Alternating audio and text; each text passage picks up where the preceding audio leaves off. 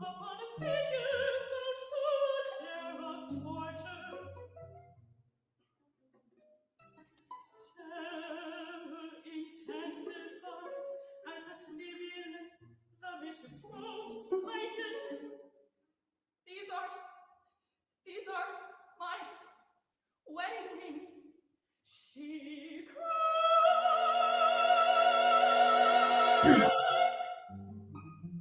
Will not change her story.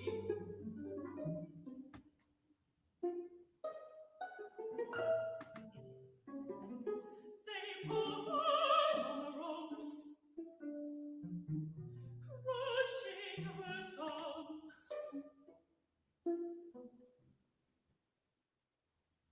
A brutal silence.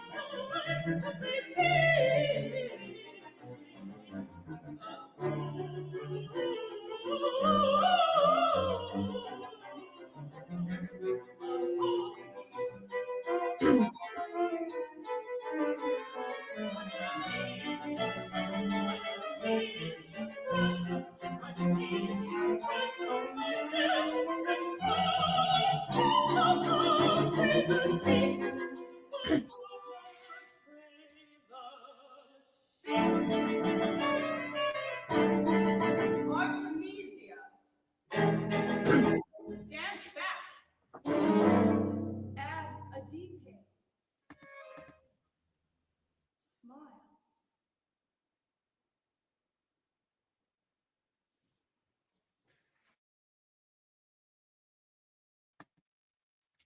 Great. So that was the music of Paul Ayres, right? Yes, that's right. Performed by Christina Bernardoni, who we have here today. She's the mezzo you heard on that recording, and also a dear friend of mine. Yeah, we both studied music at Northwestern, and then she went on to study at Western in Ontario, and is kind of like a master of all trades voice. She's done choral, opera, contemporary, all sorts of things. Yeah, is there anything else you want to say about yourself as an intro? Just that contemporary always holds a special place in my heart. I especially love working closely with living composers and actually putting together their music. I mean, I know it adds a lot of pressure, but I'm one that loves that added challenge, and that's why I love putting on works like Artemisia. That one was so intense and so challenging, and I just, oh my gosh, could go on and on about it. How would you compare it with like what's your mindset, sorry, when working with living composers as opposed with the standard repertoire? I would have to say that I have an easier time emotionally relating and having an easier time kind of tapping into the communicative aspect of it. And I don't know, I feel like, yes, I do have to tap into my music theory brain quite a bit, but it's something that I love to do. It's something that I really thoroughly enjoy doing, and Mhm. it makes me think and actually even ask questions of the composer saying, Mhm. why did you write it this way? It's not that I agree or disagree, but I just love to get into the head of the composer, being like, did you write it this way for X, Y, and Z reasons, or just wanting to see if my, theory interpretation lines up with theirs. Are you speaking Yeah, about music now? was that piece written specifically for your voice? No, Or no, no, no. no, so you had to adapt it. Yeah. I did, yeah. Yeah. I have had pieces written for me before. There's one, it's not published because Edna St. Vincent Millay's poems are under lock and key. Um, and my mentor from high school wrote me an art song to celebrate my getting into Allstate my junior and senior year. Mhm. And he wrote it specifically for my voice. And it's something that I just pull out as like an encore, like just something to have as like a calmer, more reverent piece. And it's amazing. Cool. But Artemisia, on the other hand, no, that one Paul had written already, and that one I will say it's a really great story. I met Paul Ayers when I was in Apollo. It was fresh out of Northwestern, and we were doing a piece of his, and he came out for drinks and dinner after a dress rehearsal, and I asked him. I was like, hey, so I'm, pursuing music professionally because Apollo is semi-professional. And do you have anything written for solo voice? And he proceeded to ask me, he said, how's your music theory? Can you stomach very serious subject matter? Because I don't know if you know the story of Artemisia. And I said, I love music theory. I minored in it. And as far as heavy subject matter, yes, I can handle it. And he recommended Artemisia. Fast forward about, oh gosh, what was it, like 4 years later, 4 or 5 years later, I was filling out my recital and I had gone through a very serious time in my life, and I revisited it, and I'm like, it seemed to fit what I was going through, and it was kind of cathartic in a way. And I looked at my teacher and I was like, do you think I could handle this? And she was like, I think if you work really hard, you can. And I did. I definitely did. And so that's that recording. Can you speak a bit of the story of Artemisia? She's I not. can, Yeah. because she's one of my absolute favorite painters now. It's Artemisia Gentileschi. She is an Italian Baroque painter, and she was actually known to be the idyllic painter at the time. And she had a rather tragic story happen to her. So her father hired a tutor for her for art, and the tutor bribed her downstairs neighbor to let him in and turn a blind eye, and he assaulted her. And she went through this very intense, grueling trial process, very invasive, and he was found guilty, but he never suffered any consequences for it. And despite what happened to her, the thing that I love is all of her paintings are about female unity. And despite the fact that her mother died at a very young age, and the only female figure that she had in her life betrayed her, despite all of that, she still had this idea for the future of women looking out for each other. And she never lost sight of that. And it shows in her paintings, and it's absolutely amazing. And I'm all about strong girl power and like feminism and stuff like that. As a matter of fact, in that recording, um, those paintings that were shown behind me for each movement were actually her paintings. I looked them up when I was preparing for the recital and decided to show her artwork behind me as it relates to each movement of the piece. Cool. I didn't know that story. It's by this piece is called Artemisia by Paul Aries. How do you pronounce Ayers. it? Eris, There's- and text by Sue Powell. Pretty cool piece. I must say it turned like from a very serene movement into a very dramatic one.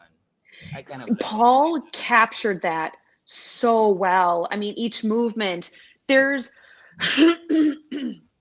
there's such contrast in texture, in range, and he captured the story so beautifully. Like Sue Powell did amazing work with the text, and but the way that Paul sets it to music, it told the story and was such a cohesive story and had such contrast throughout the piece. That's why to me it was so enthralling, and not only to perform but also to watch back. I mean, in one movement, I kid you not, in the third movement, or no, was it the third or fourth movement? The third movement, yes, is when he actually set the assault. He had me going from G3, so G below middle C, Mhm. to C6. So the Queen of the Night F, a fourth lower in one movement. But that shows like your register range, your range is kind of like you could if you can do that theoretically. Well, that's kind of impressive, I must say. How long Thank you. how long do you take to like prepare this piece for the performance? This specific piece, I picked it at the beginning of the first semester, and I performed it actually April 1st of that year. So that one took a few months, but also factoring in balancing out with classwork and preparing other pieces and stuff. So yeah. Yeah. So several months, but factoring in other studies. So most of the time you prepare it with a pianist, or do you get a lot of opportunities to work with the string trio? For this particular piece, I didn't have much of a chance. I think I had a handful of rehearsals before the dress rehearsal and the performance. So it was mostly in coachings. Now, there wasn't a piano reduction that my pianist was reading off of. She had to read open score. God bless you, Sarah. If you ever listen to this, God bless you. And and for studio class, whenever I would demonstrate these pieces, I didn't have the string trio, so it was mostly just reading, working with the piano reduction, with the exception of a handful of times that I got to work with the strings. So it sounds like quite a challenge. Yeah. It was. I am begging to do it again. I am itching to do it again. So if anybody who's a programmer is out there listening, please hire me to do this again. I want to perform this piece again. Do you have any painting that's your favorite, or any that you remember from her, so that I can show it? I would have to say her self-portrait, that one was good. So that one would be the movement, the one that was shown in the movement after. Her setting of La Madonna is beautiful as well. So between those two, and I would have to say she painted the beheading of Holofernes a couple times. I would say the one that I chose to be displayed behind me was my favorite. Okay, let me look for them. Bear in mind for the audience, it's a little intense, it's a little violent, but you know, art is political, so why not, right? And that study of Judith is kind of like pretty graphical, but it kind of like it will be the other end of the like it could relate to her own story if it had turned another way, Mm-hmm. possibly. Yeah. Let's do that one because yeah, this one is a pretty famous one, I must Mhm. say. I actually have on my bucket list to I know I can't look up every single painting that she's ever done and visit every single art display in the world, but I've been wanting to look up a few of her paintings and try to go to the different museums where they're displayed all around the world. It's kind of on my bucket list to see some of her paintings in person. Quite the fan then. I am. You were speaking earlier like about the writing, about what was the composer thinking when he was writing something in specific, like why did he write it or she wrote it in a certain manner. Is it pertaining to the notation in particular that you're speaking about, the psychological aspect of the notation? Yes, absolutely. Like for instance, why in the trial did he have the pizzicato did detached plucked strings as opposed to just having them bowed? And why such sparse orchestration for that specific movement in contrast with the rest of the piece, like that kind of thing. That's pretty cool that you are mentioning the writing for instruments. I was thinking more of the writing for voice in itself, but mm, that That's you true. kind You're of right. Why am writing for I focusing on that? no, it shows that how you think about music and how you kind of approach the score.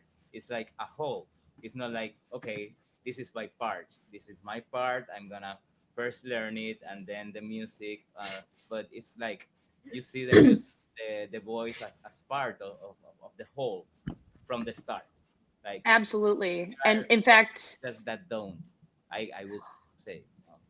well, Kind and of the thing separate is, them in a way, like the voice here and the music here, and kind of like they interact sometimes. But I would guess.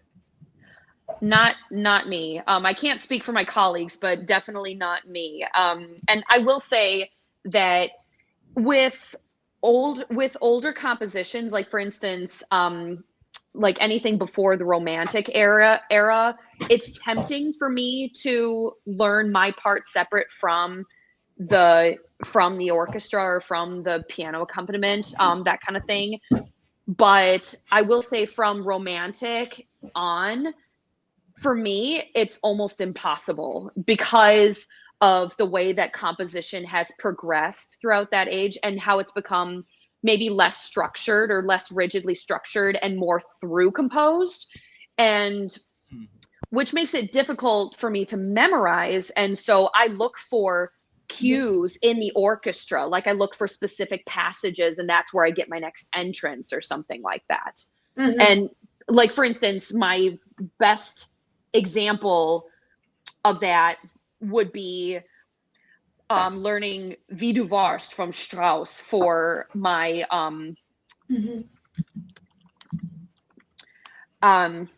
learning Wie du warst with Strauss. It's very through composed, and I'm like, oh gosh, how am I supposed to know when I'm going to come in? Because if I sit there and if I stand there and just count, the judges and the audience will see the mechanisms turning and be like, she's counting, she's not connected to the character at all. And so I'm like, okay, I've just got to look for or listen for a specific passage in the orchestra, and then if it's a piano reduction, say at an audition, then I highlight that saying I'm listening for this. And so for me, it has to be incorporated into the orchestra because, you know, they talk to each other. That's interesting. Yeah, because like no one would ever criticize a string player for like visibly counted on stage. You know, that's just never a thing. I find that like the physical music I have found, because I'm interested in physicality of performance, the physical music stand is often like gets in a barrier because it like blocks, like it's a physical block. And there's very few people who are confident enough to memorize. I have had dancers do it because it's standard in dancers. Our friend Andrew Jameson has been on the podcast too. I think he's gonna memorize my piece, but he has kind of a one of a kind mind. So you know, like he has really good skills for kind of remembering music and combining them in all sorts of ways. Yeah. How do you find, like, do you find when you perform with the music, like, how does that impact with your ability to like physically express the part? So it's hilarious that you bring that up because I have very, very strong opinions when it comes to memorization for voice. And I firmly believe that memorization, with the exception of anything that's staged, like for instance, an opera where you have costumes and you have to interact and all that stuff, I would say that unless it's staged, memorization, I don't see the point, because to me, it detracts from being able to be communicative and artistic and stuff like that. Because instead of worrying about the interpretation and paying homage to what the composer wanted this music to come alive to look like, instead you're focusing on what comes next. And I will admit that with COVID, my memorization ability, not abilities, because I'm still able to, but my confidence with memorization has like plummeted, and it's a lot more difficult for me now. Well, And you're more I would removed say, out of academia too, so that's also a thing. Like, yeah, I get too. and Like, you're more removed outside the academia after you graduate, you know, more. right. And so I will say that having the music in front of me, in my opinion, does not interfere with my ability to be artistic at all. I mean, I will say that and some people might argue, oh, well, then if that's the case, then you're just glued to your score. Well, that's not true either, because if you're prepared enough, then you know it well enough to where you can just reference it, but it's not like a security blankie that you rely on. It's just like a, hey, it's there kind of thing. And that's the way that I prepare music, is I'm just like so wrapped up in the theory and the analysis and the preparation of it, that just kind of takes care of itself. And then afterwards, that gets more comfortable. And as rehearsals progress and I get more comfortable with it, then that's where the artistry comes in, and where I can be more communicative with it, rather than focusing on memorization. I mean, you certainly see. I mean, you don't seem to be hiding behind the stand, which is what a lot of instrumentalists like to do. I think there's just maybe much in the culture of voice. There's just so much, because of opera. There's so much more of like the physical presence is important, where a lot of times I think instrumentalists do not like attention to anything about their physical presence playing this instrument, which is just a totally different culture. Oh, absolutely. In fact, Yeah. I would be a huge proponent of choruses doing blind auditions, like what the instrumentalists do. Like for a symphony post, how they do blind auditions. I wish that for like non-principal opera or for concert choruses, that kind of thing, I wish that the voice world would take a cue from the instrumentalists and do blind auditions, because it's like if you're doing a concert work, or even if you're in the chorus and you're just in the crowd, you're not a principal, why would looks matter, you know? Yeah. I mean, I think part of the reason that they started doing blind auditions was to like involve more women in the orchestra, because it was so heavily male dominated at one time. And with the voice, it's not, the gender is pretty easy to identify from the sound, usually. Yeah. Usually. Not always, but usually. It's actually really funny. I've done, just as like a little party trick to people who are outside of music, I have done blind guesses as to whether being like, hey, is this a mezzo or is this a countertenor? That's been a fun game. Yeah. No, I know some, I know some vocalists who are transgender, and some of them have taken different hormones, and their voices are more unique, but they're not singing traditional repertoire or applying for, typically they're typically singing repertoire that they write themselves or are written for them because their voices are unique. Yeah. It's Cool. funny that you say that because there's a mezzo. Was it Stephanie Blythe or was it somebody else? Someone sang for Chicago Opera Theater. I believe it was Chicago Opera Theater. She did Gianni Schicchi, but she sang the title character, a baritone, in his range. She didn't transpose it. Wow. And last I checked, she was cis female, I believe. Last I checked, and so I was like, "Wow, that is amazing!" And yeah, like the fact that she can go from mezzo to baritone, and I was like, "That's incredible." Yeah. This is a very huge range. If I got my facts straight, it's harder to like lower your range, right? Like from your natural range, go lower than that. It's possible, but it's very rare. Yeah. Is it? It That's what is. I understand from it. And it takes a specific type of technique in order to be able to do that while not hurting your instrument, basically. Mm-hmm. Huh. Yeah. So, coming from like what you said before on stage presence and all of that, I wanted to ask you about uh, because the first piece that I heard you singing that Mega introduced you to us was from Dido and Aeneas, uh, the When I Am Late in Earth. Like, what do you think about that? How did you get into the character of Dido, into the story? Uh, how do you portray that? Absolutely. So one thing that I have always, one bit of feedback that I've always gotten from judges is that they can see that I'm more wrapped up in the technical and not necessarily with characterization. And so that's something that in the past few years I've been especially working on.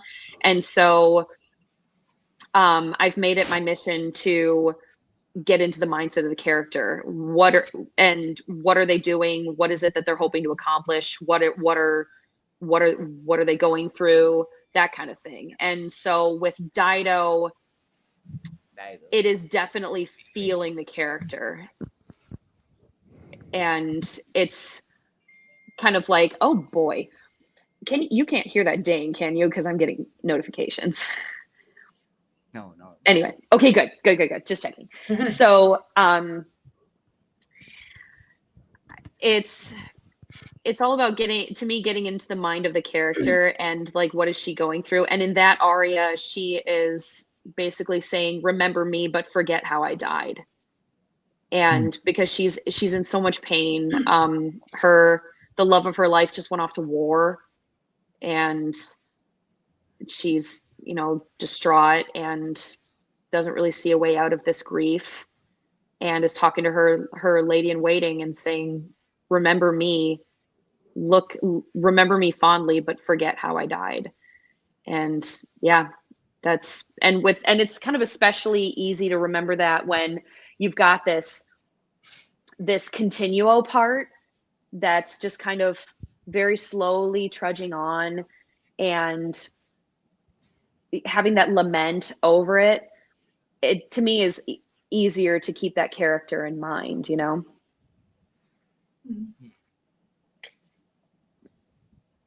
Shantin, did you wanted to say something? I I always find it amazing for singers when they talk about like the characters, emotion, and the performance. Because myself, I'm a very sentimental person. When I have to sing, sometimes I think my emotion may overwhelms me. So for example, when like 2 years ago when I talked about my mom, and then I sang a song at the church. Actually, I found it very hard to control my voice because I tremble quite a bit. But it's I believe it's like a dilemma that you if you don't really get into the character, it is very hard to be like how to say that, like communicative in love when you try to deliver a convincing performance. But at the same time, I I I'm just wondering how you overcome this kind of like this kind of aspects when emotion may overwhelms you, something like that.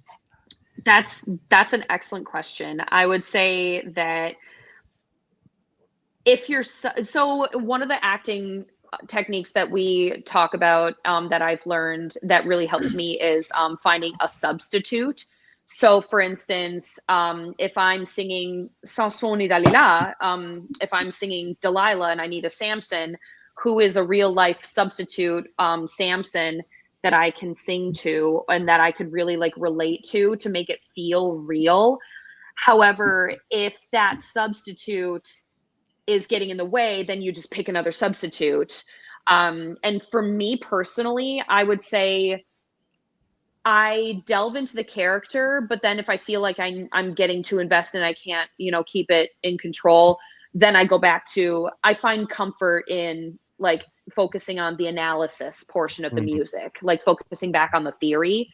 And I would say the other thing too is being able to create a space to where you can get that emotion out of your system. So what we've done, actually a perfect story for that is I was in Little Women and I was Aunt March, and we were staging Beth's final scene before she dies. I'm not sure if y'all are familiar with the book Little Women, but one of the sisters, she dies, and so it's that scene, and we're all staging it and we're all getting into the music, and everybody's crying. Our entire cast is bawling our eyes out. And so the director says, it's okay. We'll just consider this a mulligan. My words, not hers. But she said, this is the time to get the emotions out of our system so that we can get into the characters, but then be able to concentrate. So for me, it's about finding the right substitutes, but also giving yourself that space in a rehearsal to perform it for someone else, and in a way that allows you to get that out of your system. Yeah, I find it amazing because when we play instruments, sometimes we don't get to see any text, any lyrics. We don't really need to know a lot about the backstory of let's say a piece by Tchaikovsky. We don't really need that, and then somehow we can still play it. But it seems to me that when singers learn a piece, learn a song, or learn leader, whatever, the lyrics creates a very direct impact. Not just the sound, not just the musical sound, but also something to maybe to your soul, to your mind. Yeah, but I'm inspired by the theory that you find like substitute of trying to like find a way to be a little bit away from this kind of impact. Yeah. Because I couldn't imagine that. Yeah. It's It's strong, that's for sure. And rule number one for anybody learning about substitutes with acting: never reveal your substitute, otherwise it ruins its impact. So find a substitute, but then keep it to yourself. And but also finding a substitute that works but allows you to, well, get the job done, so to speak. Mhm. So it's a pretty fine balance there. What you're It speaking is. about. It's kind of like if you can go either one way or the other pretty quickly in a second. Uh, and going back to Artemisia, that her story seems so tragic and so emotional. What were the lyrics about of the whole piece that we played at the beginning? Oh, Artemisia? Yeah, It her story. Yes. Yes. So it starts from when her father finds her tutor, and then it goes through, and then the third movement is the assault itself. That movement, I will say, was especially challenging because of just the content of it. And just how emotionally charged it was.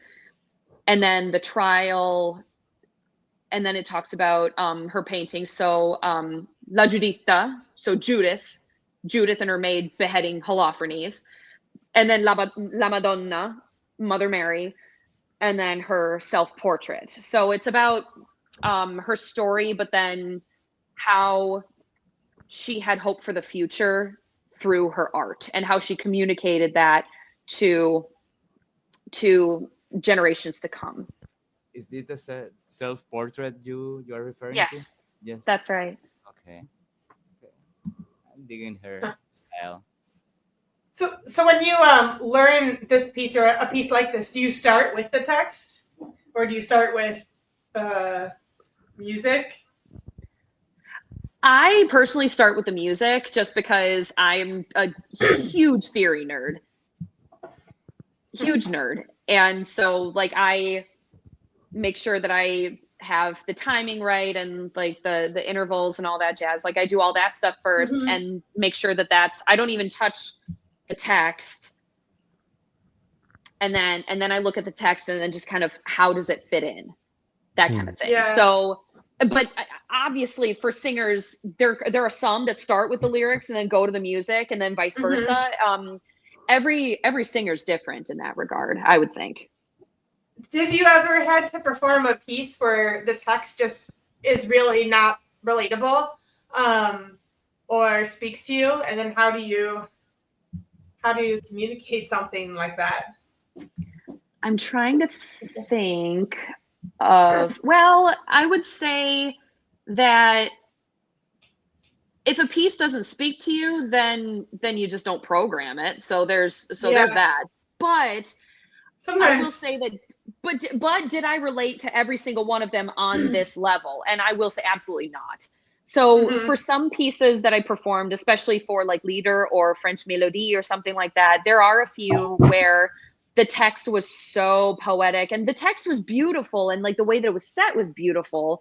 But I was just like, okay, it's pretty, but I don't really feel like it speaks to me on a personal level. And so with those, I would say I just delve into, instead of relating it to myself, I relate it to how the composer set the text, where I would say, okay, why did they put this? Why did they set it this way? That kind of thing. And I figured I would find the answers in what the composer writes. Yeah. Yeah, I mean, we started talking about because we started talking about program and programmatic music, which voice music inherently is not always programmatic, but it mostly is. Because there's usually a text, or there are vocal pieces that have more like just syllables and sounds. But even then, you can't.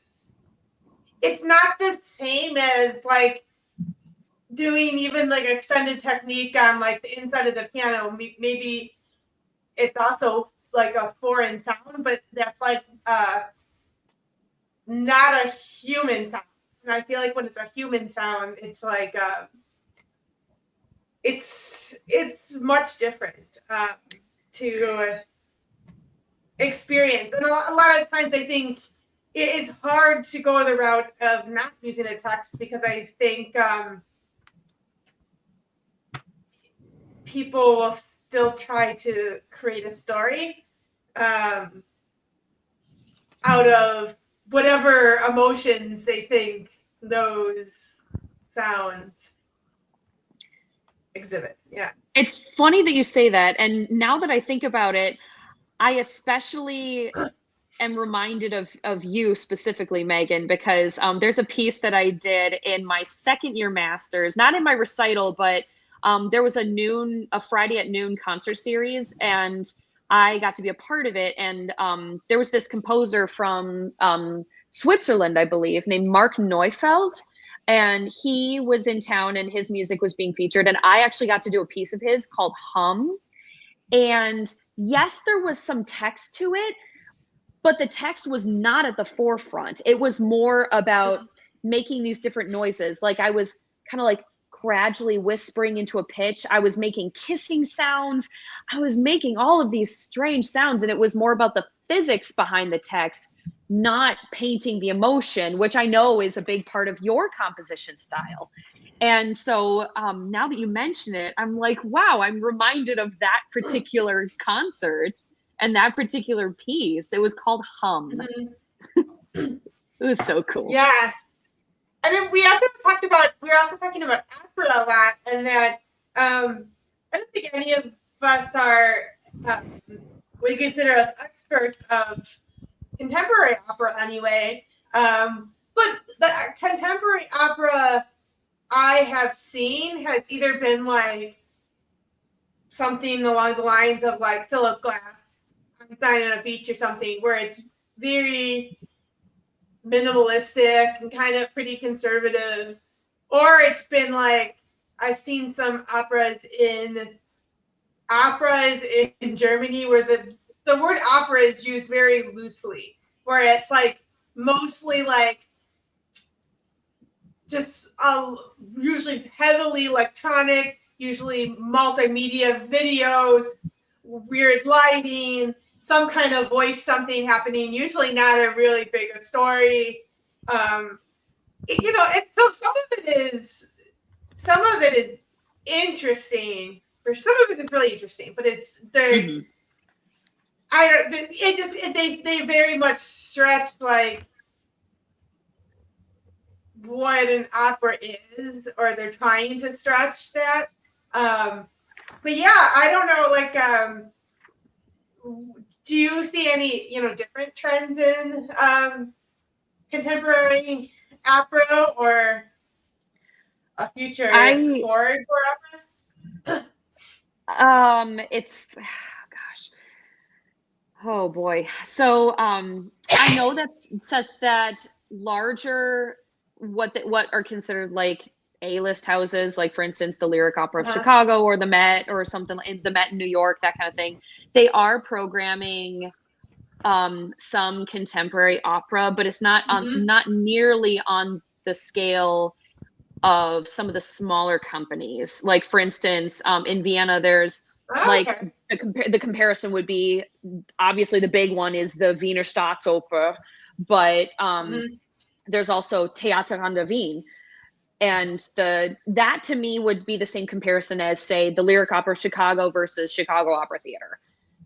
And the things that I would say they have in common is the larger opera houses. So the Wiener Staatsoper, the Met, the Lyric, that kind of thing. They do contemporary music, but they do contemporary works, but it's not nearly on the same frequency or on the same scale as the traditional stuff that's already in the canon. Whereas it's much more prevalent in the smaller opera companies like the Chicago Opera Theater or Theater an der Wien or something like that. Those ones would be the ones where they really stretch it. and do either very contemporary settings of current operas, or they just do really out there brand new opera. Yeah, we also kind of noticed, we were trying to think of people who wrote operas, especially operas that were more contemporary in style. And I think we came to the conclusion, like, oh, if you're German, you write operas. And Italian. Because there is a lot of Italians, yeah. Which is funny because if you were to ask me to reel off like a contemporary opera composer right now, all three of my examples would be Americans. Oh, yeah? Yeah. Jake Heggie. All right. He wrote Moby Dick, Dead Man Walking. Uh-huh. That's true. And Mark Adamo and his husband, John Corigliano. Uh-huh. Those, and they actually collaborated on an opera that was performed, I think it was at Chicago Opera Theater.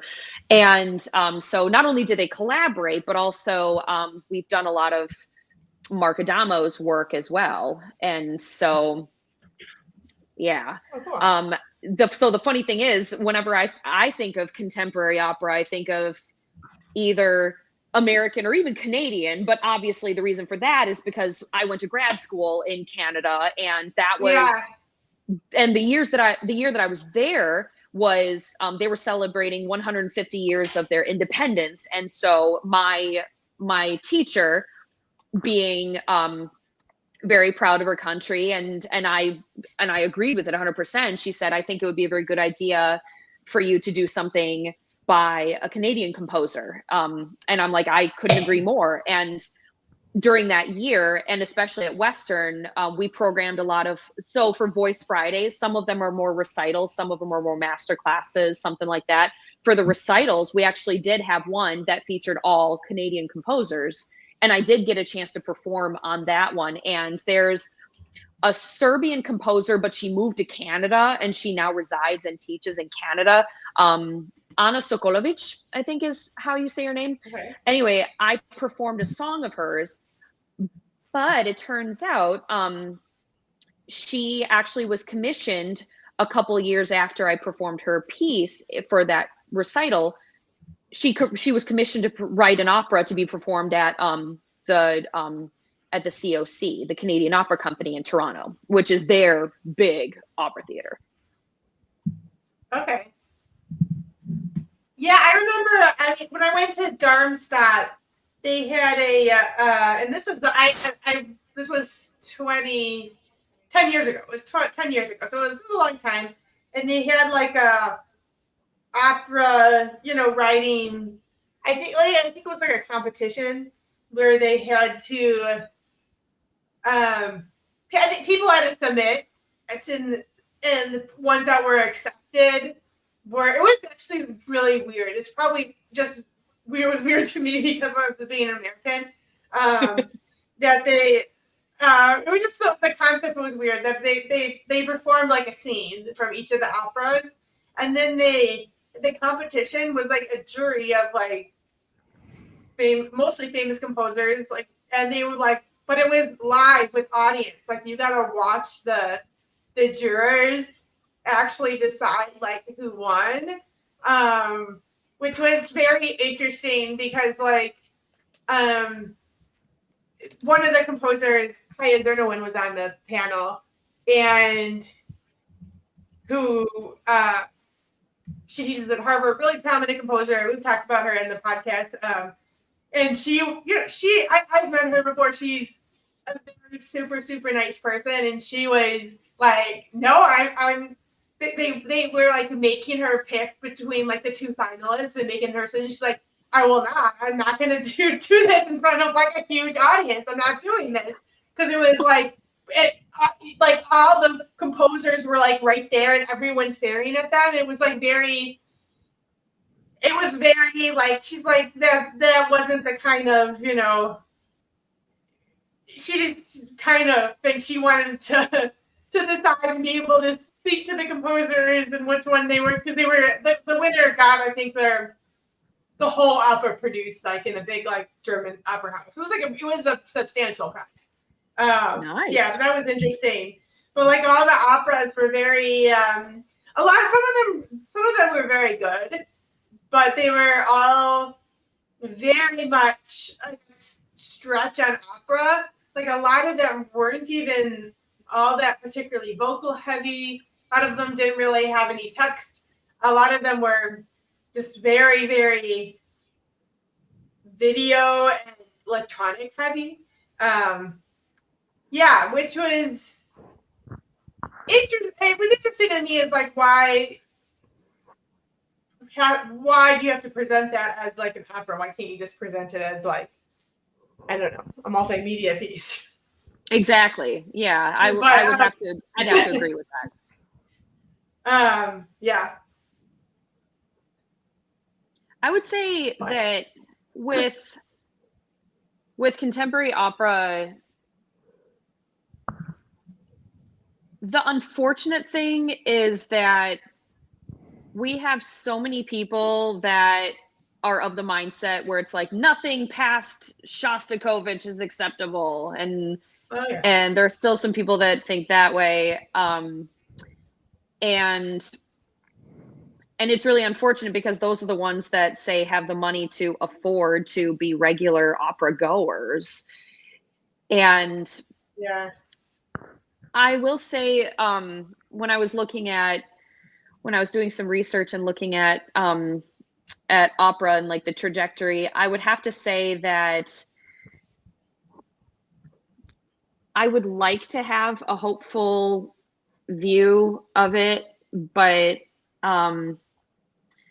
I mean, with making opera unless we make opera more accessible to people of maybe a younger generation who may not be as financially stable as the older patrons, and unfortunately, I would have to say that with a lot of people, a lot of programmers are still very much like people pleasers because they're in the business mindset. It's all about getting bums in seats, and so they program around that. And so obviously the safe bet is to go with whatever's already in the canon and already has like big bombastic choruses and stuff like that. But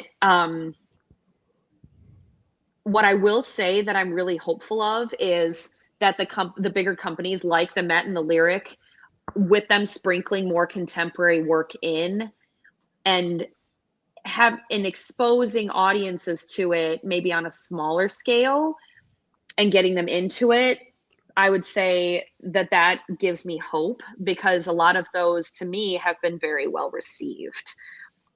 Like for instance, in 2020, the penultimate show that I saw before the shutdown was Jake Hagee's Dead Man Walking. And oh man, that show was intense. And then 3 years ago, I saw them put on Fire Shut Up in My Bones, which was at the Met earlier that season. And that show was incredible. I mean, genre-wise, one might think that because they incorporated more bluesy harmonics and some more jazzy type of compositional techniques to it, that it would be, they're like, oh, is this considered opera? But I'm like, I would say yes, because it still tells a story through sung text, even if the singers have more of like a jazzy voice, and they still use their operatic voice, but there's a lot more jazziness to it. And I would say that as long as that keeps going, then we do desperately need a refresher when it comes to the canon. I don't agree that like we have to eliminate, say, Beethoven or Mozart or anything like that, because I mean they've withstood the test of time for a reason. But what I've noticed is the difference in compositional styles between contemporary and something, say, of the earlier times, is that it's not as rigidly structured and it's much more harmonically complex, and which is really cool. And they incorporate something, and to me it incorporates more very visceral, very raw emotion. And so to me, those operas, those interpretations are so much more engaging because of having that such raw emotion that would be a lot harder to, in my opinion, and what I've had from my own personal experiences, is a lot harder to do with something that's a little bit more rigidly structured, like for instance, recit aria, recit aria, recit aria, or like recit ensemble, recit aria, that kind of thing, of the older years and the older operas. And while I will say that memorization is significantly more difficult with contemporary opera, it's much more, to me, exciting, especially because it can incorporate current events and things that are going on, and it can still send a message without, say, having to feel like the audience is being preached to. Yeah, I think a lot of the issues with opera are like very similar to what we talked about with the trajectory of orchestra. I think they all have like kind of similar issues. I find at least like in Chicago, I find that the Lyric Opera House, I think, is doing a better job than Chicago Symphony Orchestra at trying to get new listeners and being more approachable for students. And they've even done things like they've done like musical theater too. Like they've done West Side Story. I think they did Les Mis, and they hire professional Broadway singers for the leads. But then the other roles are just their everyday chorus members. So that kind of gets someone stuff in the door. They like, the opera hall. They see the costuming. They get to see a lot of the cast, and then maybe they come back for, something else. Gosh, what I would love to see, because they would usually close they have closed seasons with a musical theater piece. Can you imagine the lyric opera chorus taking on the chorus of Sweeney Todd? Like taking on Stephen Sondheim and having the lyric chorus singing the ensemble, like the Ballad of Sweeney Todd sung by the lyric chorus. Like it'd be a wall of sound. It would be it would be glorious. I mean, I love it. And I'm thinking to myself, the lyric has a perfect opportunity with putting on Sweeney Todd, because it's Sondheim, so it's much more operatic than, say, Rent or West Side Story or anything like that. And you can use your own chorus, and it can be so I don't know exciting. how they did West Side. I know they did West Side Story. I know people who went to it. I wasn't able to go, but I don't know how they did it, but they did somehow. They did. Oh, and I saw Jesus Christ Superstar there too. Oh yeah. So they have that kind of going for it. A lot of times too, I find that a lot of times these more contemporary, these operas that are more like avant-garde, especially in Europe, are like they're getting shorter and shorter and shorter. And then people have like full operas, but they're like 25-minute pieces or something like that. Which I don't. That's just, I think it's different. Yeah, it's definitely different than opera historically, and it's. I mean, that's basically a one act. That's basically a one act. I mean, if that's the case, then why not do a couple of shorter operas and like double bill them? Like, for instance, whatever you do with like Swat and Skiki. Like that kind of thing. I don't know. Like, I wonder, especially if for Italian and German composers, it seems like if there feels some pressure that they have to write something that's classified as an opera, and so where I've never felt like I had to. In fact, I felt like if I wanted to write an opera, I don't even feel like I would have the possibility of that. So I feel like the opposite. Well, but now a question for you, Megan. If you find a librettist, for example, a writer would you be willing to do the music for that? Hmm. If I'm really You don't have connected with Deliverance, I guess, but it would have to be like a real, like, kind of creative, weird-minded, like, Deliverance, I think. Because I would, yeah, I think it would be hard for me to do something that was too particular, like that it was that had like a single way of interpreting the text. I think that would be not something I'd be interested in. I don't know. Yeah, What about I'd you, have to find. Shantin? Would you write an opera if you find a librettist? I tried. Did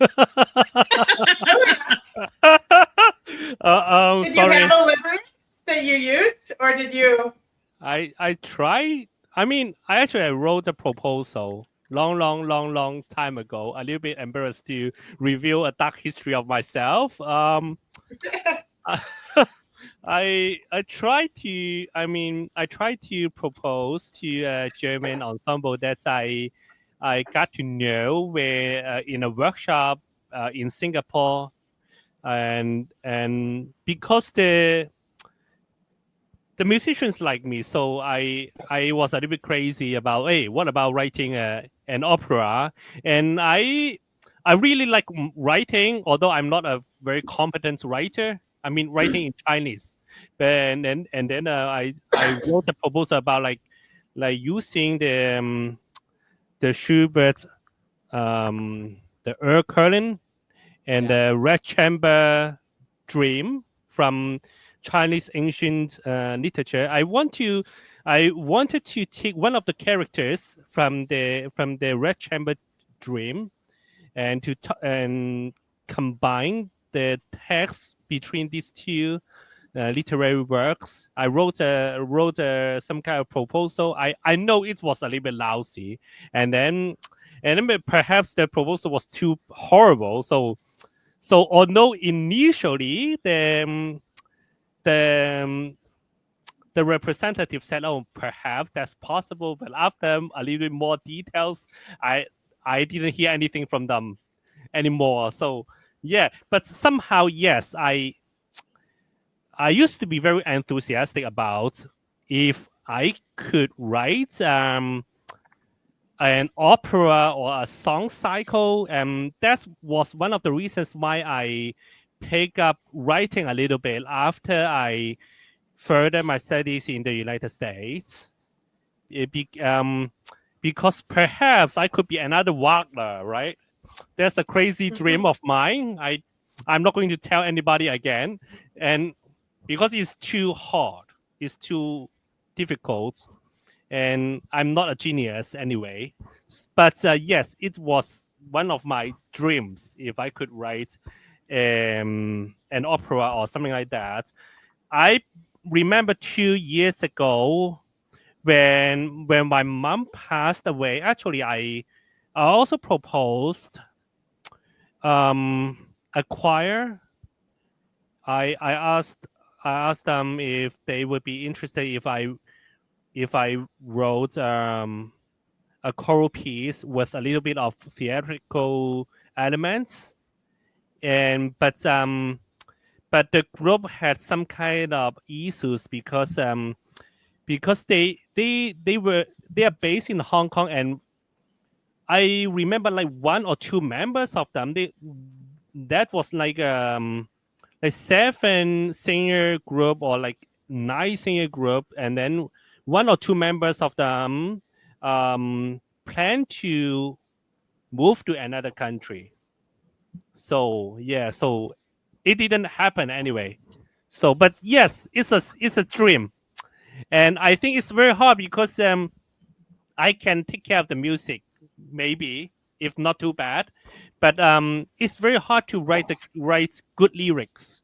It's very hard to think about a good subject matter, and somehow if when we talk about how to propose to groups or organizations, so how can we find something that they may be pleased to read and even and then produce it.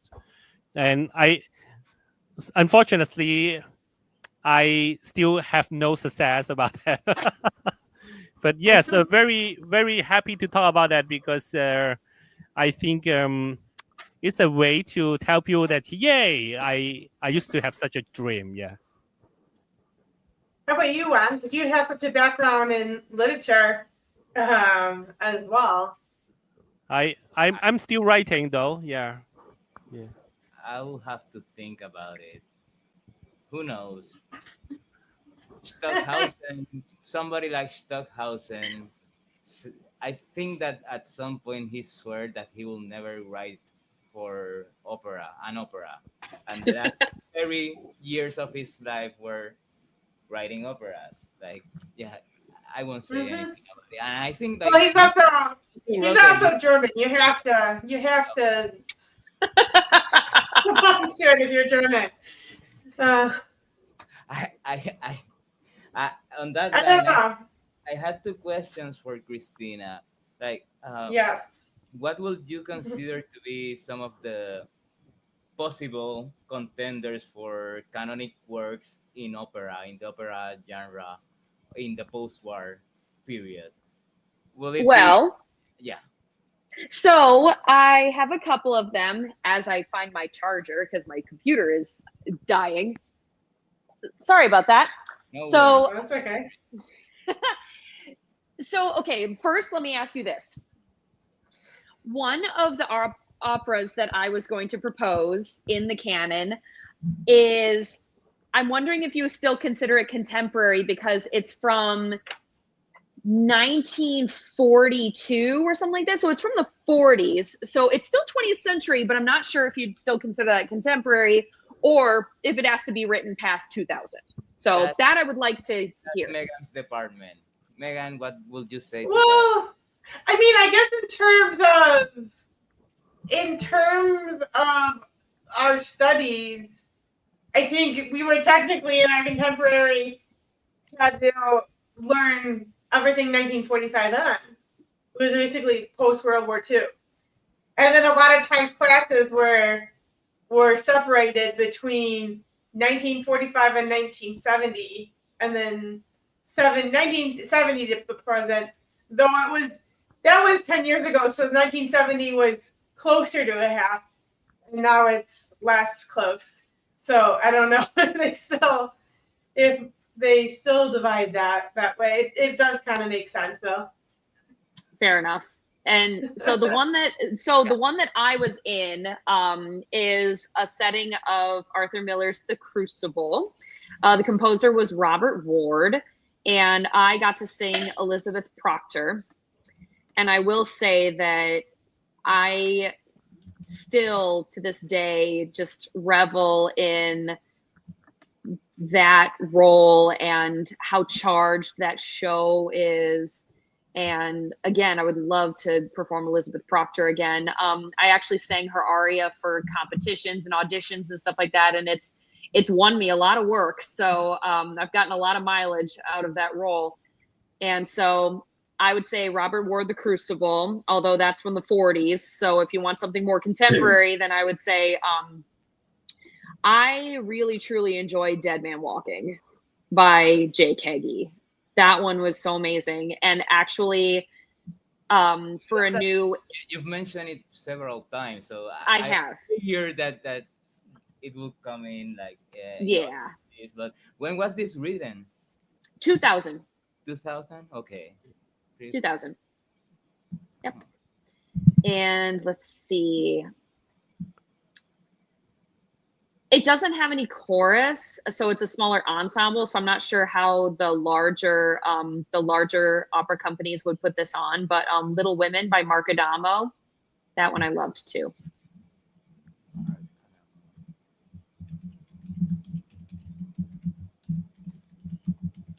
And then, so yeah, those are the ones. I mean, granted, I'm very biased because those are shows that I've sung, but yeah, I mean, it's hard, I think, to get like. I mean, I just said like none of us have even if we wanted to, I think none of us have even thought too much, oh, we want to write an opera, because it never seemed something that we could do, because it's hard to put on. There's not a lot of operas supporting that kind of work. And the people I do know, like, our friend Andrew's written operas, and the one he wrote in school, so he had like the resource of just having a lot of friends that live in the same kind of area of like 2 blocks, and that kind of come together and put this on. It's funny that you say that, because I think that's how we met. Yeah, I do. And he put another one on, I believe, in California, and I think it was much more difficult, because I think he had to like try to hire each individual, and he didn't have a huge budget because there wasn't like big corporations or anything sponsoring him. But not and it's hard, I think. A lot of people, I don't think, try opera, because there aren't like a lot. I mean, there even like for orchestra, there's a lot of youth orchestras that are high quality. They have like Earshot, where they have professional orchestras who will read orchestral scores, but there's not really, that I know of, that comparable of opera opportunities. I'm sure it's money. I think it's just probably a more expensive genre to produce. Oh yeah. Have some connections, I will believe, like to make it happen. Pretty tight connections. I was wondering, are you familiar with Stockhausen's operas? Because I asked because last time with Dan Bassin, that he knows the orchestra pretty well, he kind of stated that he studied with us in Buffalo. Uh, he stated that he thinks that in those operas, Stockhausen managed to push the orchestral language forward as no other composers has on the post-war period. That's a pretty big statement. Do you guys remember that statement of Dan Bassin? Yes. So I was wondering, yes. Was he referring to a certain opera? I don't remember. Or just his work in general?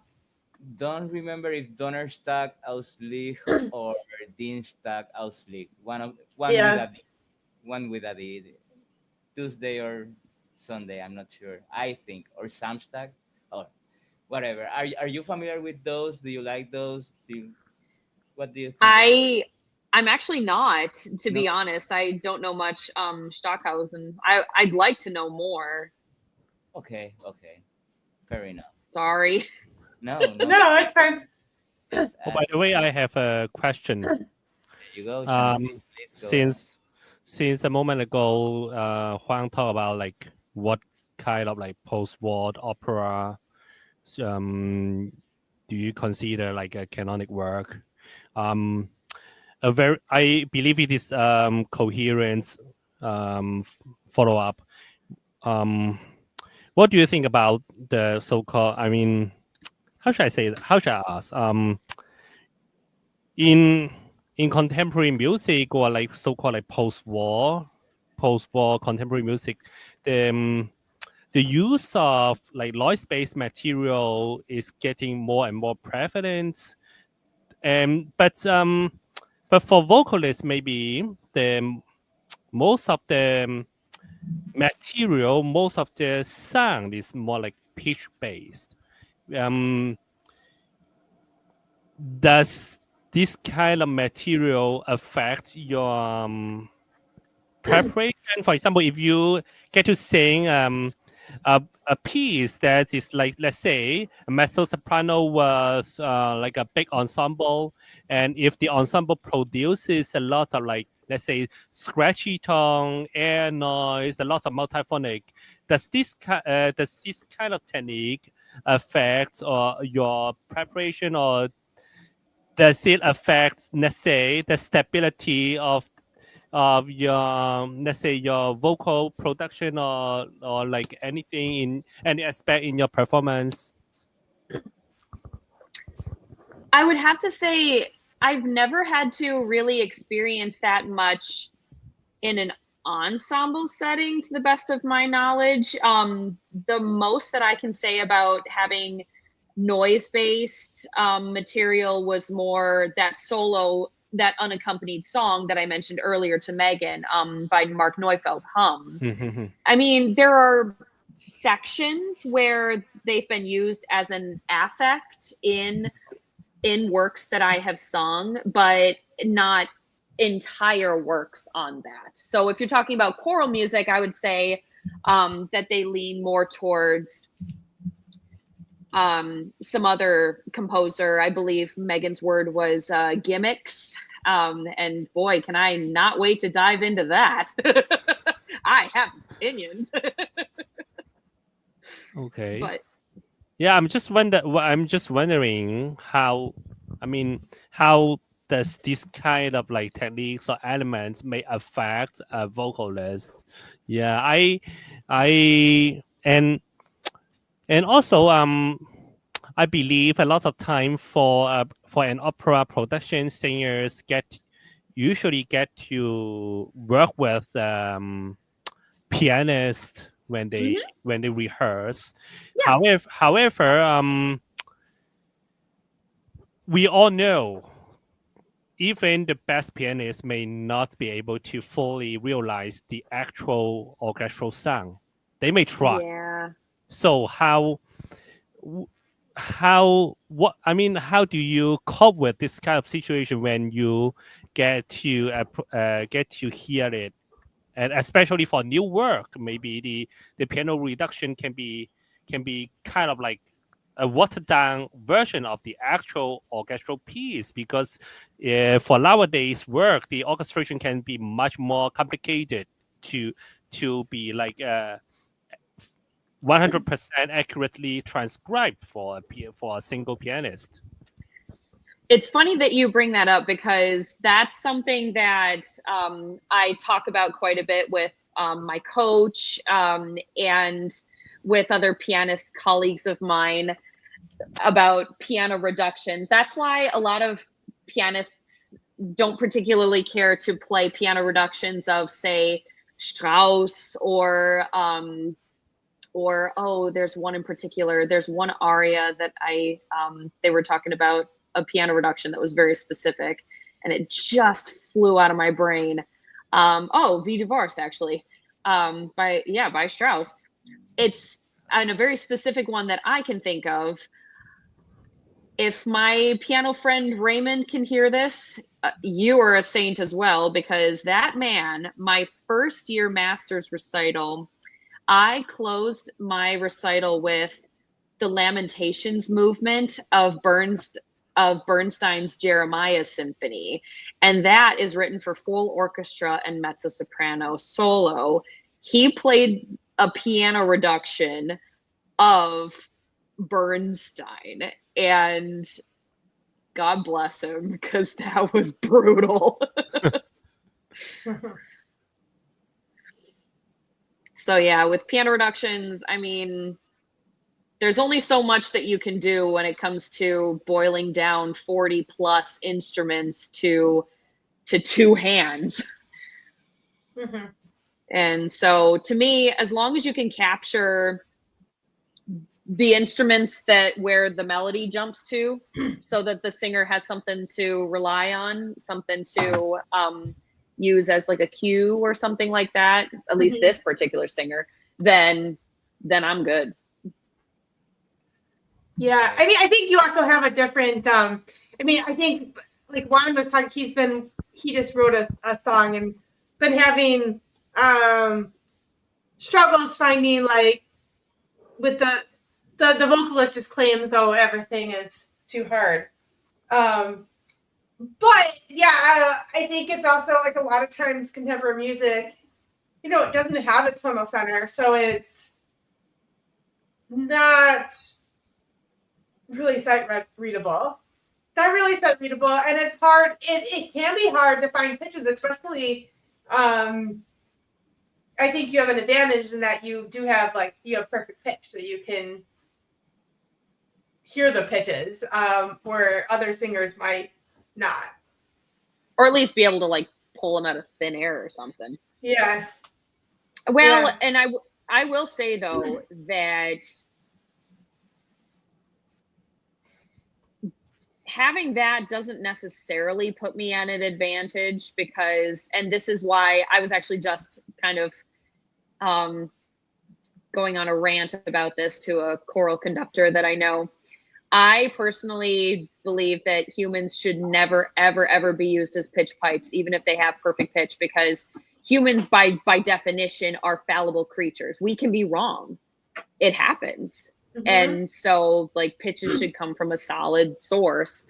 And yes, I may have perfect pitch, but I still find myself having to plunk if I find a particular part in a passage where it's like, oh, this is just an arpeggio of this chord, or like this is just a chromatic scale or whatever. If it's something more strange than that, I swallow my pride and plunk it out, even if it's just like one interval. But yeah, what I come to love is finding intervals and patterns. Yeah, because I mean, obviously, you want to sing a whole phrase. You don't want to just sing note, note, note. You know. Yeah. Yeah. Yeah. And so, yeah. Yeah. I mean, I do find that it is more complex, but I also, I'm a fan of that. I like, a challenge, and I like, having to work, Mm-hmm. And it's funny because the 2 times that I sang with the Chicago Symphony Chorus, at least 2 times for now, let's hope that there's more, is we were preparing the Brahms Ein Deutsches Requiem for one, and then the other was Bernstein's Kaddish Symphony. And when I was rehearsing the Bernstein, I was like, whoa, I'm like really having to like really stay engaged. But with the Brahms, I kind of feel like I'm just kind of sight reading. I'm kind of like, okay, I'm good, going through the motions. So, yeah. Do you prefer I will guess that you seem more excited with the Bernstein. You prefer the engagement then. Well, I will say that I do have a soft spot in my heart for that Brahms, especially Wie lieblich, that movement. Mm-hmm. And I love romantic music. I mean, a vast majority of my arias that I sing for auditions and competitions and stuff, a vast majority of it is romantic, and because that's just kind of what my voice prefers. But I do especially love working side by side with a composer to bring something new to life, and to kind of get inside a composer's head. And I know this sounds super creepy, but I'm like, I actually love it. And I love the challenge, and I don't know, I love the excitement. So yes, I do. I guess I can't deny that I'm showing much more excitement about it. And because I'm like, I want to do more. It seems like you stand out in a way, because I have this pianist friend that he does piano accompaniment, and he talks to me about singers in general, and they are mostly, let's say, most of them are not like you. They are not really enthusiastic about new works, or new living composers, or experimenting with the voice, or anything like that. Like, they want to master the standard repertoire and be on stage singing that, which is fair. Like, for I each his mean, own. I will say. I do too. That would be great. I would love nothing more than to do that. But I just wish that there was just as much of a place for contemporary classical as there is the standard rep. Mm-hmm. Yeah. So kind of putting them on a level playing field, you know? What I like, one last question from me, that what are the gimmicks that you were referring to, and how Oh, we yeah. as composers can we not fall into those? Can you So what I'm mention? Yes. Yeah. What I have been finding, and this is more for Yes, concert because work. okay. This is concert work. Okay. We're moving away from opera. Uh-huh. I would have to say for choral rep, especially, what a lot of contemporary composers that I have witnessed is falling into the trap of basically following the footsteps of Eric Whitacre or Morton Lordson, like all about tone Mhm. clusters and all about just like move slowly changing harmonics, that kind of thing, where yeah, there is text, but it kind of fades into the background and it's all about like these like pretty sounds essentially. And We I don't spoke want to about discount that. Yeah. I don't want to discount that. I mean, obviously Morton Lordson and Eric Whitacre have, you know, carved themselves into the canon, and they did it for a reason. They're brilliant. It's just, I just wish that more choral composers would have something more unique rather than just recreating Mhm. that. And so the thing with me is I'm not a trendy person, and I know that music, like fashion, has trends and it goes through trends, and I have noticed that like the Morton Lordson and Eric Whitacre kind of compositions have been especially trendy. But I just wish that I'm like, okay, and that's all well and good, but I kind of want to hear something Mhm. else. And I feel like a lot of Mhm. composers just basically mimic that. And I'm like, to me, there's a fine line between paying homage to somebody and quoting somebody and just plain copying them. Like, I'm like, okay, you're a composer, you're coming onto the scene. What do you have to say that's different? Or like, what is your composition style that differentiates from those guys? where's the And individual artist. exactly. And I mean, there are a few choral composers that I've actually very much enjoyed. And then there are some where I feel like all they do is just follow trends, and they basically just mimic Mhm. Lordson and Whitacre. And there's one concert work in particular that I loved. So what they did was, so this was Melissa Dunphy. She's an Australian composer. She had the Baroque instrumentation, but modern harmonization. And it was the coolest combination. The specific piece I'm thinking of is the Gonzalez Cantata, about Alberto Gonzalez, who was the Attorney General appointed by Bush from 2005 to 2007. And that's different. Like, you're using Baroque instrumentation, but you're using Baroque instrumentation but modern harmonization. And I'm like, see, that to me is different. I can't think of any other composer that did that already. Yeah. And yeah, so I don't know, I just wish there was more diversity and more individuality. I do think, I was going to ask you too, like, I think, I think to the orchestras, I think the choral specifically has, it has been a conservative genre where we see a lot of just, you know, like how you said, like just styles being replicated rather than reproduced. Mm-hmm.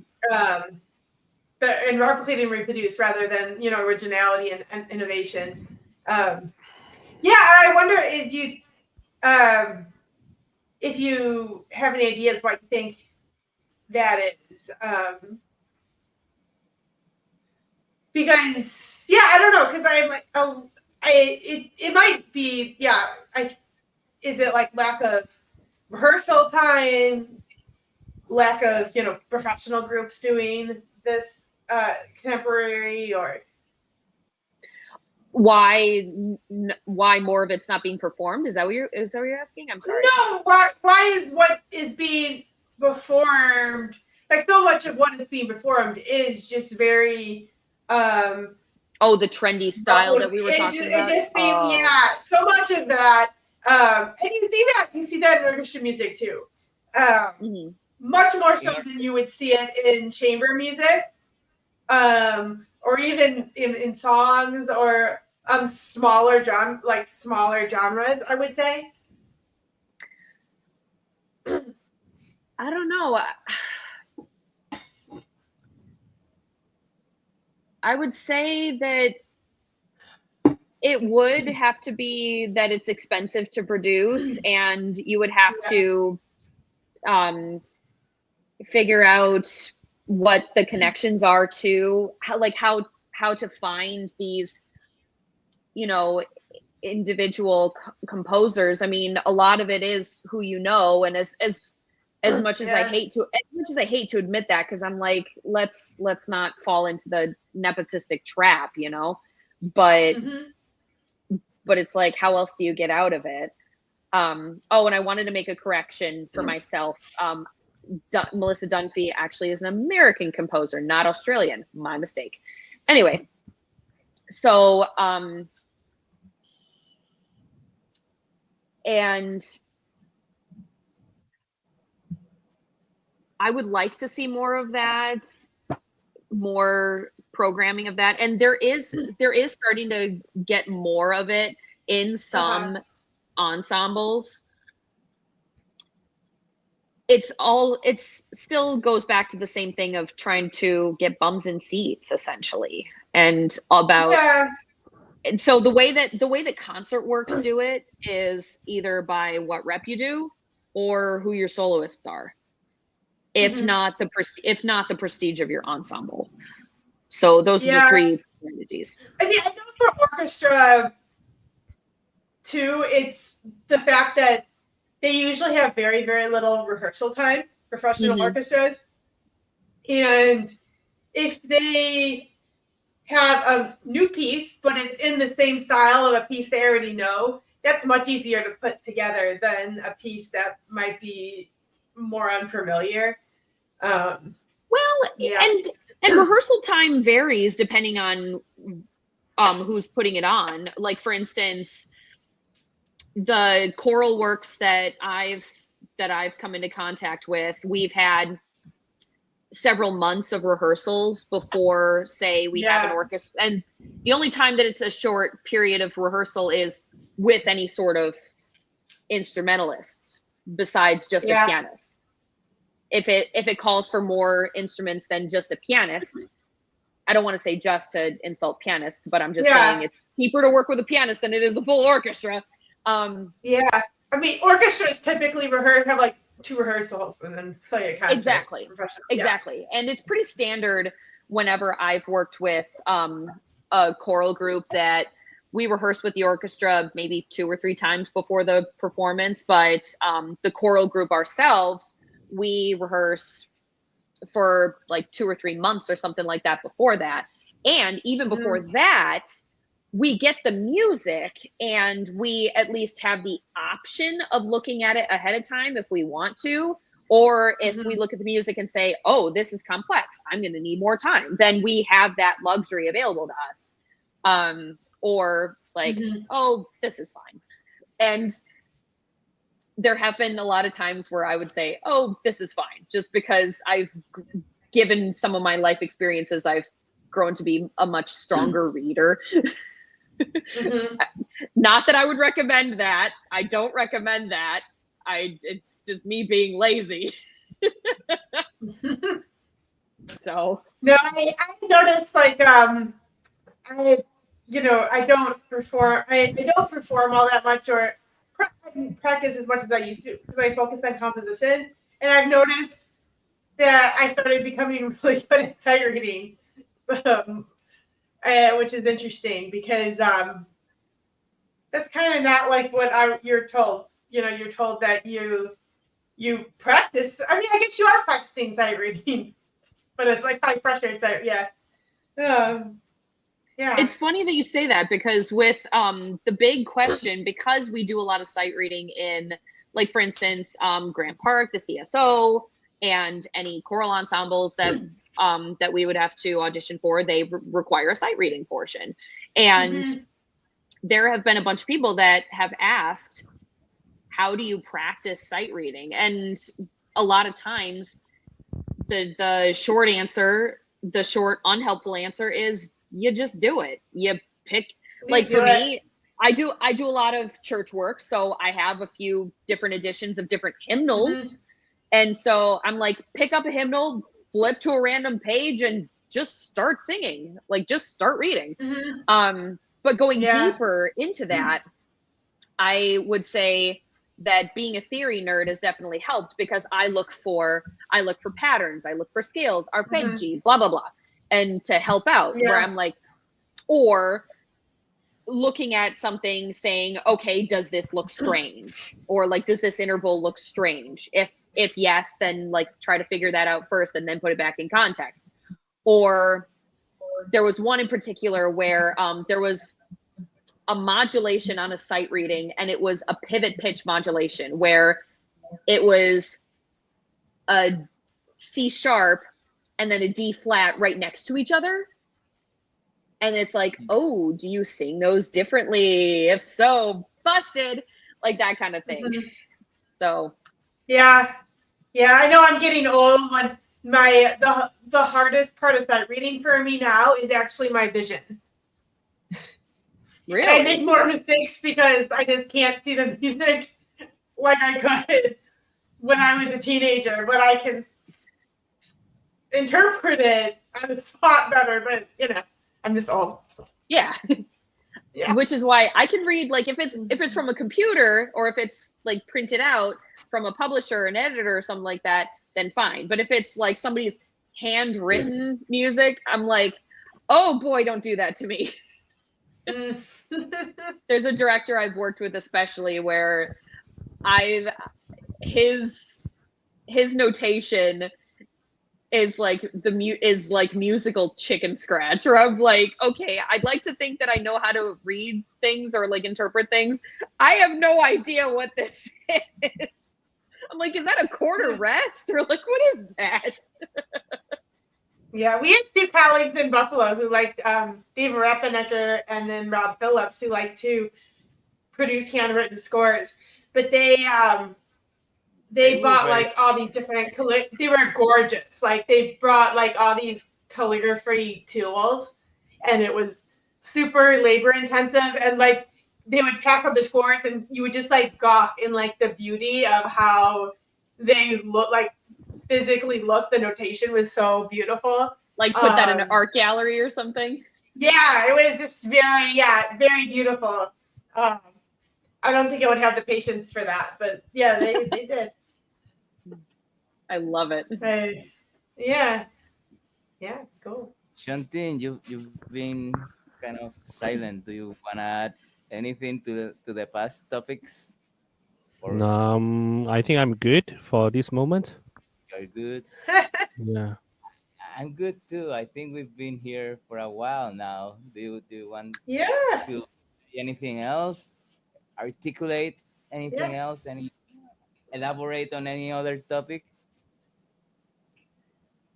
You good? Please do. I told Megan, I was when she told me about some of the questions and topics to expect, I'm like, I'm having a great time formulating. I'm like, you're gonna have a very hard time getting me to be quiet. Let me see. When we talked about that, let's see. Is there a different way that you prepare? Like, do you have a persona for opera, a persona for chamber works, a persona for contemporary music, or do you go to the individual works? I think It's Well, so funny that you asked that question, because that's something that has been a topic of discussion among my colleagues. Like when people say, oh, like for choir, they're like, oh, I don't have my opera voice on, I have my choir voice on, or something like that. To me, it's like, aside from turning down your vibrato or turning up your vibrato, it's like there shouldn't be a difference, in my opinion. And I personally I've never differentiated. I'm like, my voice is my voice, because I don't want to run the risk of doing something unhealthy for my voice, and like risking bad technique or risking hurting my instrument. And so as far as differentiating goes, I personally don't. And as far as, like, for instance, in certain things, I will, like, obviously turn down or turn up the vibrato. Like, for instance, in Bach, if it's in a choral setting and it's at a cadential point when everything's slowing down and everybody's holding chords and stuff like that, then yeah, you would turn it way down. Mhm. Hopefully not completely off, but some directors, and there are some works that call for that, but whereas with opera, it's more like with opera choruses, like, that's the big thing that may or may not be common knowledge. I'm not sure if it is, but there is a huge difference between an opera chorus and a concert chorus, and they are two completely different animals. And the reason why is because with choral music, like, the big buzzword is blend. And the funny thing is, it's a lot of singers' worst nightmares, because it usually makes people like turn off the vibrato and like hold back and like kind of like muscle through things, which is unhealthy. And an opera chorus is a group of soloists singing together, and it doesn't really matter because it's supposed to sound like a crowd. And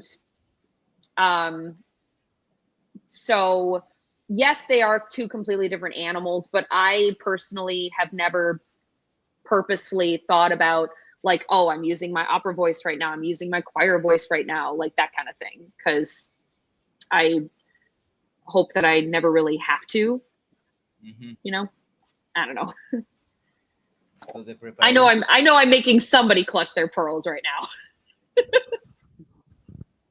Probably you're more familiar with the singers world, but so the preparation is pretty much the same for you. Yeah, I mean, to It me, depends on the content. It depends on the period. It depends on the composer. It depends on the genre, on the oh yeah, ensemble. yeah. It's like kind of contextual based. I would say, right? Absolutely. Like, obviously, if I'm doing Baroque music, I mean, you approach the trill from the top, I mean, that's just an example I'm just throwing out there. And, maybe using the vibrato as more of a color rather than just like having it as a constant all throughout, like, especially for early music. Or, and this drives me completely batty, because as Megan mentioned, I have what I call the curse, perfect pitch. And so when I prepare Baroque music, having to deal with Baroque tuning, it drives me crazy. Because I'm And reading in one key and hearing another.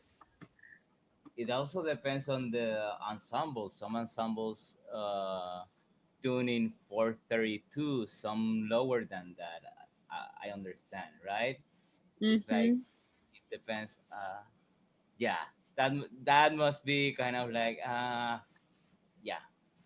I It's can an only adjustment, I that's for sure. don't have perfect pitch. I don't have perfect pitch, so Count your I blessings. only imagine. I can only imagine.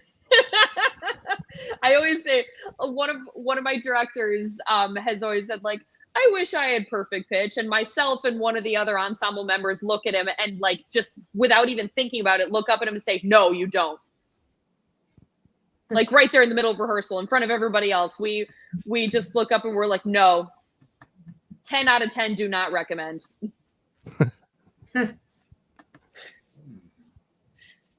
And so, yeah, but when it comes to prepping music, I kind of, prepare it depending on what's in front of me. I can see why. My main instrument's always been the guitar, and the guitar is never really in tune, never really like a piano or something like that. And Hmm. I can see how it can drive one crazy. Like you are seeing some pitches, you're hearing something in your head, but you are producing another thing. That's pretty interesting. Hmm. Another thing I wanted to ask you, and we can probably close on this if there's no other questions, or Mhm. but how do you see the future of the opera? You've been so inserted into this whole machinery, so to speak. If, I have a couple of different thoughts on it. I would have to say that it's hopeful in the sense that with contemporary opera, with the complexity of the harmonies and with it being more through composed, and with applying either current events or, for instance, something from like a book or a movie or something like that. And I know that I don't know, Dead Man Walking's on the brain just because I'm prepping I'm singing one of the arias. I'm learning Mrs. Patrick Desrochers, Joe's mother from Dead Man. I would have to say that one, it's so raw and emotionally charged. And it's something that people can be familiar with because, it was a book, it was a movie. And they can think like, oh, Susan Sarandon, Sean Penn, like that kind of thing. And it's something, as long as it applies like current events or pop culture, that kind of thing that people can kind of glom onto, then I would say that would draw a lot of interest.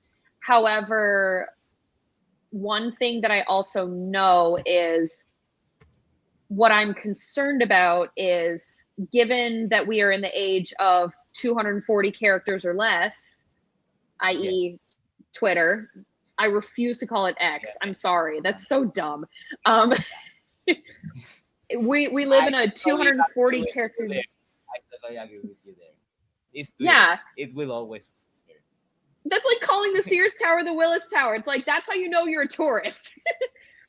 And so we live in like a 240 or 60 character or less culture where it's like In the you TikTok have era, to too. exactly in the TikTok era where videos have to be super short.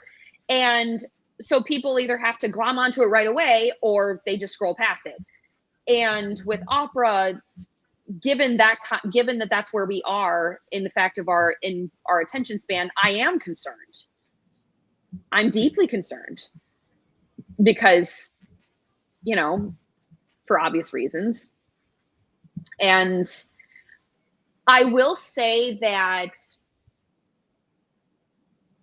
there's a plus and a minus. So the plus and the minus is with contemporary opera and with it being more through composed, more complex, as opposed to, say, the more rigid structure of like Mozart and before, is that the rigid structure is probably easier for people to understand and people to kind of glom onto, like recit, aria, recit, duo, recit, ensemble, whatever. That's easier for somebody to keep their attention. So that might be harder to do in contemporary opera where it's more through composed and more raw. And Also but the the language. advantage and the language, but the advantage to it though is the emotional complexity and the raw emotion behind it. And so they know they can follow along with the story. Whereas something that might be from before, like, I don't know, or something as goofy as like, say, Rigoletto or Magic Flute or something like that. The contemporary operas have, to me, an easier story to follow, where somebody, say, doesn't have to do their homework before coming to the opera. I could be way off base on that, but that's just kind of my inkling. And I have hope that contemporary opera is becoming more accepted and much more widely performed in both the larger opera houses and in the smaller houses. Like for instance, at say the Lyric versus Chicago Opera Theater, or even smaller, what we call storefront opera companies. But I am concerned about the attention span because we are living in like a 260 character or less kind of society now. I agree. I totally agree. And it's like, uh, I will say that for opera it will be harder, but that will be a general um, adversity, you might say, for classical music. Like sitting through a concert of classical music, of a symphony, of an orchestral work of 30 minutes, 50 minutes for younger generations seems to be more of a challenge than ever before, like for wider Mm-hmm. audiences. So, how do you keep that? And Yeah. yeah, that would be like my final reflection for today. Do you guys wanna add Yeah. anything? No, I think. Are we good? Well, Yeah. We Yep. talked about. Yeah. that's to be a wrap then. Yeah. Yeah. Okay. Thanks so much for coming up. Thank you so much. Thanks for your time. Yeah, we really appreciate it. Thank you for Anything else? having me. I had a great time, and I love picking brains of composers as well, especially. So this was such a treat for me, is to be able to collaborate with you and talk with you, and this has been so great. Thank you. Same here. Thanks. Yeah. Well, Yeah. Really it seems to appreciate. be a wrap. What? I What said did you really say? appreciate. Yeah, we really appreciate it. And I say And if you that's do a want to dip wrap. your toes in vocal music and you want to write for mezzo, I'm That's around. Yeah, okay. definitely. Sure, sure We'll thing. think about you very soon. Definitely. Well, it seems to be a wrap. Be safe. Yeah. Take care. Take care. Bye. Thank you.